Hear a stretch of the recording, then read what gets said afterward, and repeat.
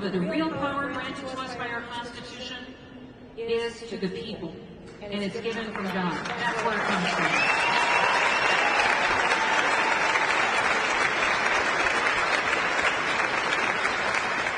So we've got a very weak president in the White House right now. He's a bumbling, weak, old man. I'm not sure if he can complete even daily activities and remember what he did that day. And when he is in the White House, we have extreme challenges. Russia invades its neighbors. China takes advantage of us all around the world. We have incredible dangers. Israel gets attacked. When you put President Trump back in the White House, peace deals get signed in the Middle East. The economy thrives. We take advantage of China. And America is respected again. That's what happens when President Trump comes back. Peace through strength. Peace through strength is what he brings. I'll give you an example.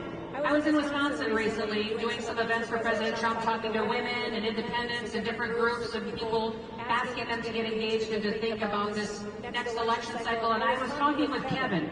Kevin was the youngest person to be held hostage by Iran back in the 80s when Jimmy Carter was president.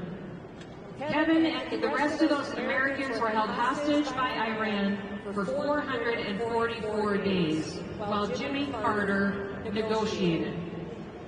They were released on the day Ronald Reagan was sworn into office.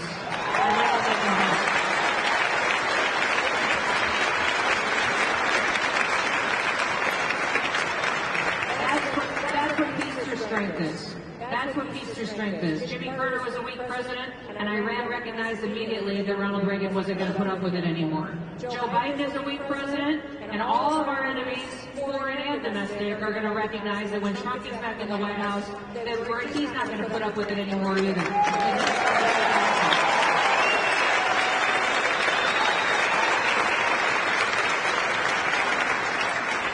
He will give us economic strength, a secure border. He will make sure that we end political prosecutions, which we see across this country, and he will bring law and order back to our streets. That's what President Trump will deliver for us. So if you're sitting here and you're struggling to have sustained optimism, if you turn on the news at night and you get discouraged, I'm going to remind you of something. A lot of you in this audience are very young. You've got more of your life ahead of you than you have in your past behind you in the rearview mirror.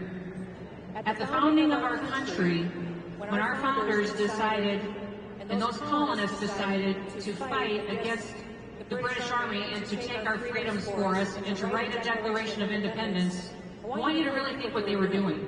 They were taking on the strongest military in the entire world. And they were doing it at a very young age. In fact, George Washington at the time was only 44 years old. John Adams was 40.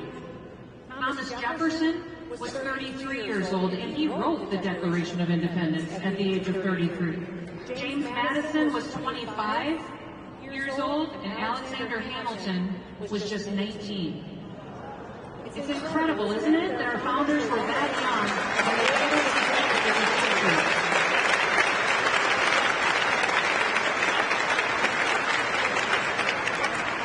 Taking on the strongest military in the world, and those colonists went and picked up their personal hunting rifles and their muskets and decided to go fight for freedom. Now they can do that.